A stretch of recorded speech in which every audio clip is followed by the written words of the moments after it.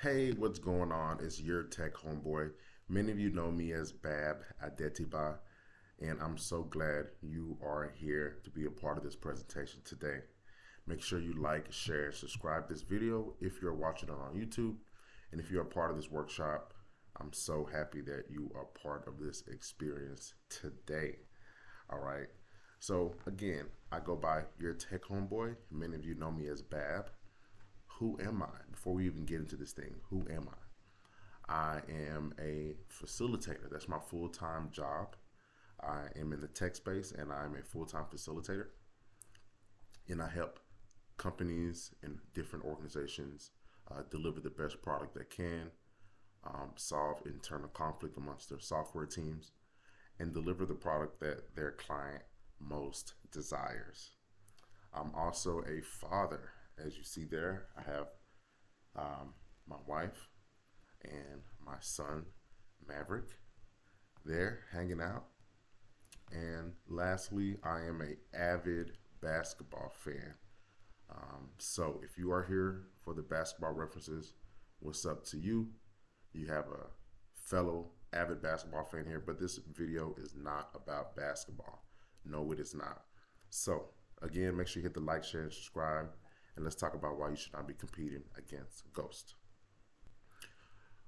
What exactly is a ghost, right? Competing against Ghost. What exactly is a ghost when I talk about you should not compete against Ghost? A ghost is like an absent rival, all right? You don't compete with an absent rival. This person is no longer around because they either passed away or they're not even in the same space as you anymore. So you're competing against someone who's no longer competing in the same space or they're no longer alive. That's the worst scenario. And I'm sure many of you have dealt with a situation where you're dealing or battling or being compared against someone who is not even alive. All right, that's what we're going to talk about, go into a little bit depth today. Many of us are battling an idealized memory. That can be another ghost, right? This is something that's so far and distant and that's been idealized and distorted. And we know that it's been distorted for the better. We know our brain also fills in gaps of our memory and creates their own memory. We know that our brain does that. So a lot of times, further away from the actual event, we exaggerate what actually happened. So many of us are chasing an idealized memory or someone else's idealized memory. What else can a ghost be? A ghost is like it can be a system of intangibility, something that's not tangible, right? Like a ghost. A ghost is like a moving goalpost that goes from here, like a moving carrot stick above your head. It just keeps moving. You think you're close to it, and then it wisps away. There's no way you can defeat a ghost. If you watch Casper enough, you know that is not possible. And a ghost can also be like a reflection of your internal pressure, what internal conflict you have inside of you. Instead of embracing what is, you embrace what could be, right? So you have this internal conflict all the time about what you can be. And all of these ghosts, you see LeBron James deal with them. All right, you see LeBron James deal with, despite all his accomplishments and accolades, you see him dealing with what he could be or what he can be. And as we dive into it more, we'll use further examples of LeBron James and then how this applies directly to you, because that's really what we're here for. We're not here to talk about LeBron James. All right. So imagine you are chasing ghosts. You are trying to, compete against somebody that's not here or memory, and you have all of these accolades and accomplishments. Now, let's put you in the place of LeBron James. Somebody has so many accomplishments, right? Four-time NBA champion, four-time MVP, all-time leading scorer in NBA history, 20-time NBA All-Star selection. That means every year he's played, he's been named to the All-Star team.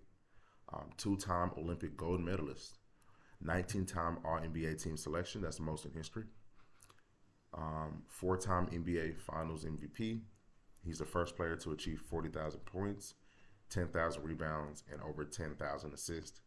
And last but certainly not least of all the accomplishments I can list is that he was NBA Rookie of the Year. NBA Rookie of the Year. So you have all these accomplishments, all these accolades, and believe it or not, you still have people comparing LeBron to Ghost. Thankfully, it doesn't appear like LeBron himself is chasing Ghost. He seems to be mentally and internally very at peace with himself. But how are you feeling? Do you have all these accolades and accomplishments to brag about? Do you have all of these accomplishments to highlight when you speak to people or when you are not speaking to people? People are unaware of your reputation before you even enter a room. Can you speak to all these accolades and accomplishments? You probably cannot. This is a very high list of accomplishments. So how can you, somebody with less accomplishments and accolades, defeat those ghosts that you're chasing? It is a tiring effort. Now, despite all those accolades and accomplishments, you have some criticisms and problems that people have with LeBron James. All right. Let's go through a few of them.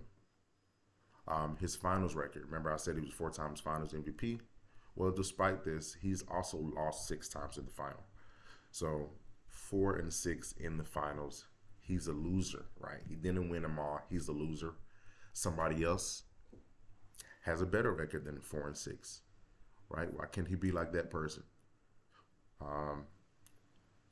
Another part of his criticism is the backlash to how he decided to present his decision to move on to Miami Heat. Now, a lot of you know he is Akron's own, Akron's baby, Ohio's own. Has a lot of love in Cleveland, his original team where he was drafted, and then moved on to Miami, right? Now, that move to Miami, a lot of people didn't like how it happened, how he announced it. Some people thought it was self-indulging, self-promotion. Like, how dare this contract athlete promote himself as he joins another team? Or how does he have the guts to actually leave his hometown to join another great team? So, some other criticism. Some people say he lacks a killer instinct. People are used to seeing Jordan or Kobe kind of being ugly and rude on the court, being vicious, having that Mamba mentality. And LeBron shows it a different way, and people do not like that. People don't like that he doesn't get into a lot of scuffles with other players. People don't like that he's friendly with a lot of other opponents through the years. Some people say that he just lacks a killer instinct. He doesn't have a score first mentality.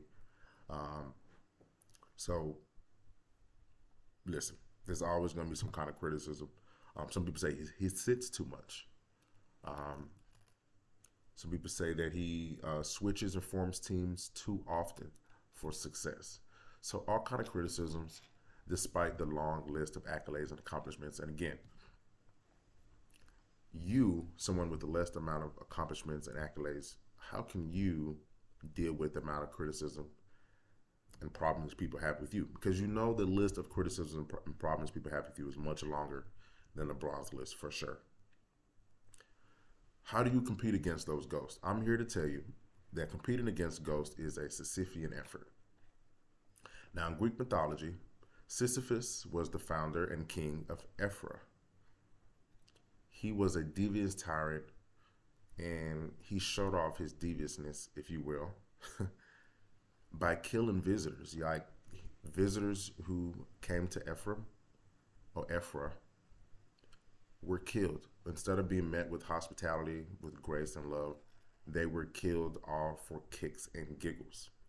And so, as punishment by the gods, Sisyphus was to roll a large boulder up a hill for an infinite amount of time.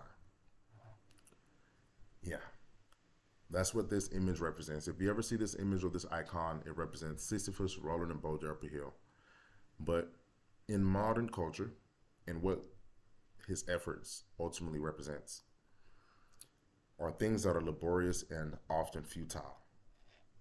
Laborious and often futile. Laborious meaning that it takes a lot of work, a lot of heavy lifting, a lot of labor, and futile, resulting in something not resulting in fruit, something that's not resulting in fruit. Okay.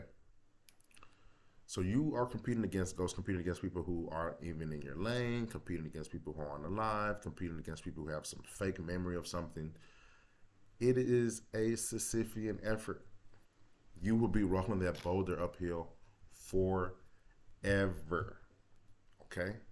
You have to get out of the mindset of competing against ghosts and be comfortable with yourself and your journey and the path that you are taking.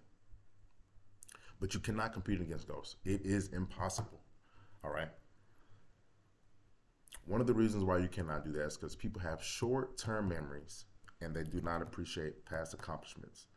So going back to LeBron accomplishments, going back to what you have done, people, if you didn't do something now, or if you don't do something now, or if you didn't do something in the recent past, a lot of people simply forget. And if they don't forget, they just simply do not appreciate your efforts. What have you done for me lately? Isn't that what we all say? What have you done for me lately? Those words ring very true. People have very short-term memories in your past accomplishments. Despite LeBron James playing at a high level for over 20 years, exceeding and smashing expectations, there's still a ton of criticism and problems that people have with LeBron James as an athlete. So it doesn't matter what you did. It doesn't matter that you won Rookie of the Year. It doesn't matter that you're in your 20th year. You're the oldest person outscoring everybody. None of that matters. Doesn't matter that you knocked somebody out 3 times 10 years ago. What matters is what you've done now. And if you haven't done anything now, your value is 0. And we should question, ultimately, people say they don't communicate this directly, but ultimately what people communicate is that, what is your value anyway? Did you ever have a value in the first place? If you did something 10 years ago, you're only as great as your most recent feat. That's ultimately what it comes down to, all right?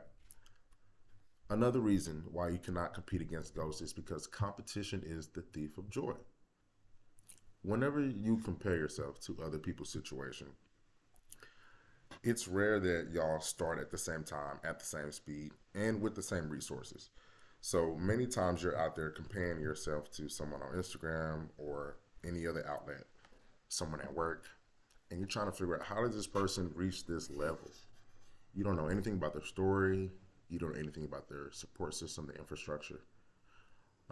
When you compete against ghosts, when you compete against somebody else's memory, when you compete against, your partner's ex from 2012, he did this great thing.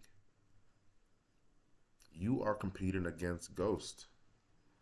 You cannot compare yourself to other people. The worst thing you can do when you accomplish a feat is to compare yourself to somebody else. That is automatically a joy sucker. So be very careful with that habit. And,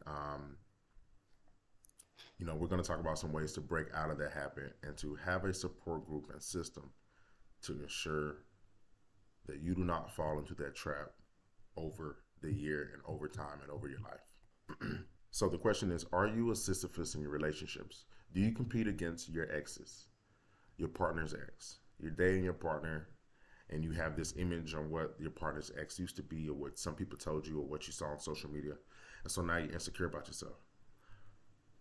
Are you competing against your partner themselves at home? It's supposed to be a partnership and you guys are competing against each other. Are you competing against someone who is not even alive? Someone that your parent remembers? Maybe you might have a sibling who passed away, and now your parent constantly compares you, reminds you of that sibling, what that sibling did or didn't do, no matter how true or false it is. Because we always know that when someone passes away, the memories are usually the best memories, and you're like, Nah, that wasn't my experience or memory of that person, right? If you want to improve and better your relationships with people, you have to embrace who you are, accept yourself, and embrace your own journey. It's vital and it's critical for you, for your mental health, for all your people around you. It is crucial going into 2025 to not let that be the thief of your joy. We are aiming for a better life for 2025, better income, better health. We all have the same resolutions, I'm sure. We all have different paths to them. And I'm urging you, if you are listening to this workshop or you're watching this on YouTube, to be a part of a support group and to come to a workshop that we are hosting on the 11th of January. If you're in Dallas, Texas, we're hosting a workshop on the 11th of January. This is a new way of setting goals. We're not just setting resolutions. We're actually setting SMART goals. You'll have a support group that's present. We're talking about how to hold yourself accountable and to have other people hold you accountable as well. We have a system for that. We also have worksheets that we're going to work at during the workshop that you can work on, take home, use as a journal, use as a reference throughout the year. Worksheets that you can partner with your best friend if they can't come to the workshop, or your spouse or your partner if they also cannot come to the workshop. We have worksheets for them to hold you accountable to do what you need to do for the year. We are identifying small steps and milestones so we can ultimately reach those goals, and we're being very specific about how to reach those goals. If you feel like you need a support group that can direct you and empower you and inspire and motivate you, like I said, we're having a workshop on the 11th. It's in Dallas, Texas. Yes, there will be food, drinks. You should leave with a full belly and all the tools you need to succeed for 2025. I highly encourage you to hit the link in the description. Leave a comment if you have any comments or questions about any of the content that we covered today, or if you have any questions about the upcoming workshop on January 11th in Dallas, Texas. Can't wait to see you guys. Can't wait to put out some more content. Again, make sure you like, share, and subscribe if you're watching on YouTube. And if you're a part of the workshop, then click next for the next video. Thank y'all.